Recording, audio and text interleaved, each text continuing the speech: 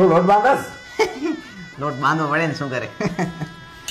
જો શાહજહાં મુમતાજ માટે તાજમહેલ બાંધ્યો હતો, હું તો ખાલી લોટ બાંધું છું. ઓહો, ડાયલોગ તો કેવા સારા આવડે છે, પણ એક ફોન લેવાનું કહું છું એ નથી લેવાતું કહો તમારાથી. કેમ લઈ દેવાય કાકા, માથા ભારે છે. તારી કાકી કેમ છે? લાવાનો ન્યૂ શાર્ક ફોન કહું છું તમને, મેડ ઇન ઇન્ડિયા.